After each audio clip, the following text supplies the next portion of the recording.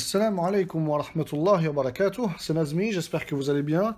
Donc dans ce cours, on va traiter sur les verbes plus en détail et on va voir les catégories de verbes dans la langue arabe qu'on va traduire par anwa'ul af'al. Anwa'u al-af'al. Donc dans la langue arabe, il y a trois catégories de verbes. Al-madi, al-mudari' et al-amr. Al-madi, c'est pour indiquer que l'action elle est faite dans le passé. Al-mudari', c'est pour indiquer que l'action elle est faite au moment présent. Et également, on va utiliser le mudari' pour indiquer le futur, comme on va voir dans la suite du cours. Et al-amr, c'est pour indiquer un ordre. D'accord? C'est le verbe à l'impératif. C'est-à-dire que lorsque on veut conjuguer un verbe dans la langue arabe, on le mettra en premier au madi, ensuite au mudari' et ensuite au amr. Donc ça, c'est pour les catégories de verbes dans la langue arabe. Maintenant, dans la langue arabe, il y a trois temps. D'accord? À pas confondre avec les catégories de verbes, il y a trois temps. Qu'on dira en arabe al-azman al-thalatha. Al-azman al-thalatha. Donc, il y a al-madi, qui est le passé, al-hal, qui est le moment présent, et al-mustaqbal, qui est le futur. Maintenant, pour la faïda, le futur dans la langue arabe, il est de deux catégories.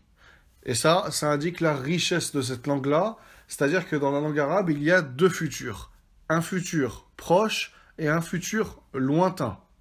Comment se construit chacun de ces futurs-là? Pour le futur proche, on rajoute avant le fi'l au mudari' un signe avec une fatha. Par exemple, si j'aurais dit aktubu, donc ça veut dire j'écris.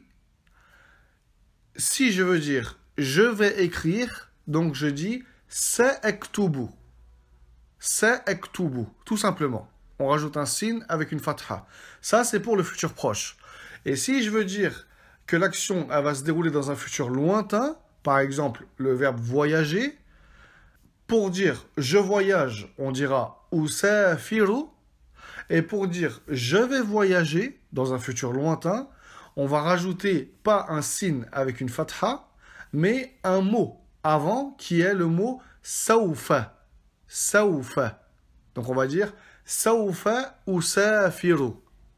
Et avec ce mot-là qu'on a rajouté, on comprend que l'action de voyager va se faire dans un futur lointain.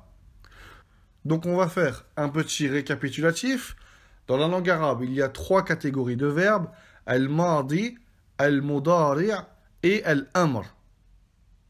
Et il y a trois temps, al-madi, al-hal et al-mustaqbal.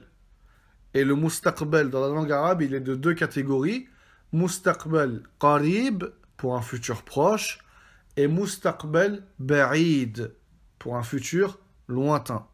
Donc retenez ceci, Inch'Allah, et je vous dis à très vite pour un nouveau cours.